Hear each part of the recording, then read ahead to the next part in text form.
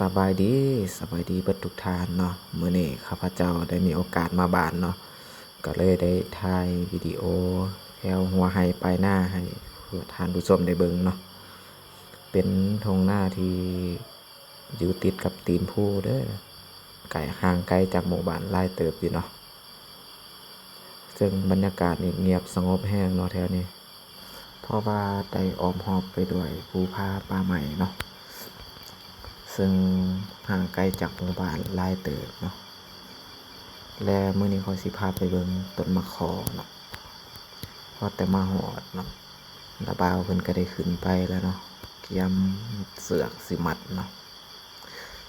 ถึงตอนท้ายตอนขึ้นนี่เพิ่นเฮาก็บ่ได้ถ่ายเนาะ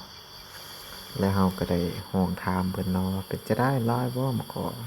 เพิ่นก็ยกโป้เนาะโอ้ยสุดยอดหลายคักว่ามีแต่หมากใหญ่ๆซั่นว่าเพิ่นก็มัดต่อไปได้เนาะบัดนี้พี่น้องเนาะมัดแล้วเพิ่นก็ตัดแล้วบัดนี้เติงเนี่ยผ้าอีโต้เพิ่นใส่เนาะเกือบขาดแล้วเพิ่นก็โยลงมาเพิ่นโอ้ขาดแล้วว่าซั่นเกียมได้ว่าซั่นว่าเกียมมาหับเอาได้ว่าซั่นมันสิตกว่าซั่นนั่นว่าข่อยก็บ่กล้าเข้าไปแล้วบักสูงเนาะเพิ่นก็ว่ามาแล้วแม่ว่าซั่นอ้ายเฮาก็ได้เข้าไปเนาะไอ้แปะเพิ่นเข้าไปว้ายเพิ่นบ่กล้าเข้าหับว่าซั่นตกซ้ำว่าซั่นเพิ่นว่าเพิ่นก็ย่างเข้าไปเนาะเบิ่งเป็นจังได๋ว่าซั่นแตกเบิดแล้วบ่ว่าซั่น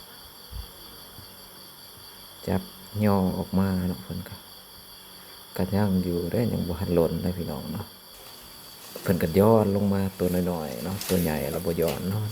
เพิ่นมัดผิดแล้วซั่นเพิ่นว่าใหญ่ๆเลยเป็นอันนี้เนาะหมากมันเนาะหมากมันเป็นอันนี้เด้อพี่น้องเด้อยังอยู่ได้ทั้งเทิงก็ยังอีกหลายอันเลยลงใดบ่นี่ลง2 งานแล้วพอบ่บ่แล้วมันเป็นข้าว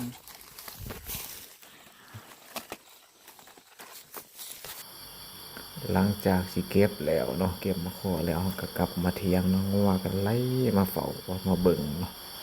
และหลังจากที่เศร้าเมื่อยแล้วเนาะเฮาก็เอาคันไดมาไว้ได้เนาะอัดเถียงข้างแม่แล้วเตรียมตัวเมื่อแล้วบาดนี้แบกใหม่เมื่อผู้ละอันเนาะมาหอดอายก็ทิ่มลงนี่ว่าซั่นมากอีสังนี่เมาอีนี่ว่าซั่นเพิ่นว่าเอาไม้มาว่าซั่นมาถังเอาหมักหุงเนาะพี่น้องเนาะเห็นหมักหุงเพิ่นก็อยากได้น้าบ่าวนี่มาแล้วซั่นเพิ่นว่ามากันถังเฮานี่ว่าซั่นก็ถังเลยเนาะบัดนี้เนาะอึ๊บว่าซั่นเฮ้ยตกแล้วทางรถอึ๊บบัดที่2ตกแล้วว่าซั่นหั่นไปเก็บแม่ว่าซั่นหายแปะก็แล่นไปเนาะเก็บเอาลงมาเอาอีกว่าซั่นเพิ่นว่าบ่ทันพ่อได้ว่าซั่นว่าทังอีกได้เนาะตุ่มตกผู้สุกว่ะ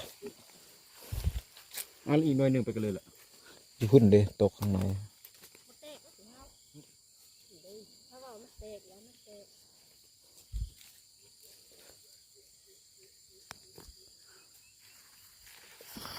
และหลังจากที่ได้แล้วก็เตรียมโตวกลับบ้านเนาะก็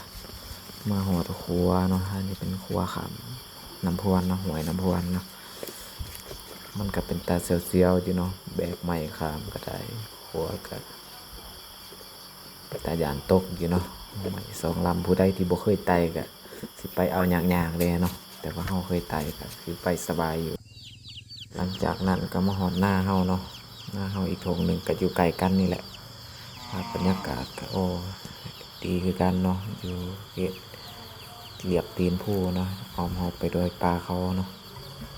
อายเพิ่นก็ได้เลี้ยงไก่นอนเลี้ยงเป็ดเลี้ยงไก่ฟังเพลงสบายเลยถือว่าอยู่ไร่อยู่นาเนาะเลี้ยงเป็ดเลี้ยงไก่ก็สบายเนาะเงียบสงบดีโอ้ขักเนาะเป็นคนดีสู้มาหลายปีหวังเอาความดี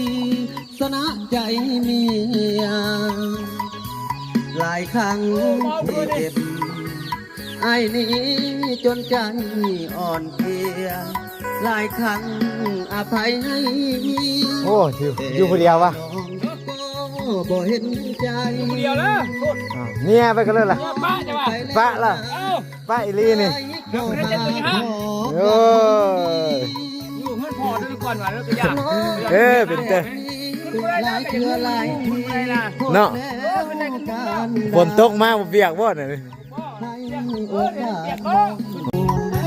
โอกาสที่ทวงให้เจ้ามันหมดเวลาไปสาคนดี มาอยู่เฮิงแล้วไอ้เนาะ โอ้ยจะโดนเข้า ว่าเออ ตายอยู่เลย บ่ดีอายสิเล่นมันสอนเราบ่ฮู้จักกันทางไผทางมัน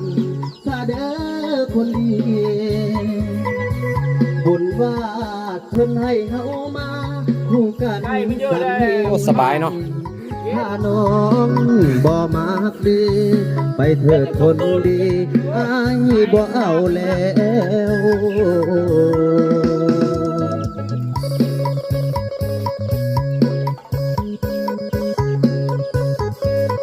ทำอะไรดีโอ้เสียงมันจะน่าดูโน่น เนาะสบายเนาะไอ้เนาะ ใช่นะแสดงมุ้งนะ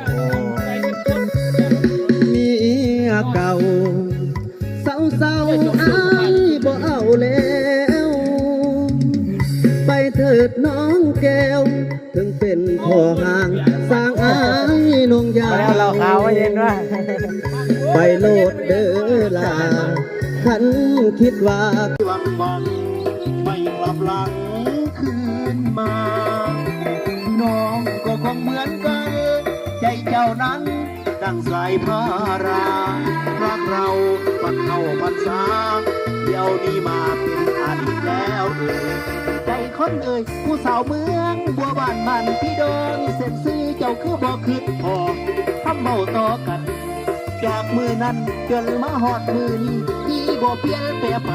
วาดว่าใจของนางสร้างมาโอ้ยลืมมา สบายเลย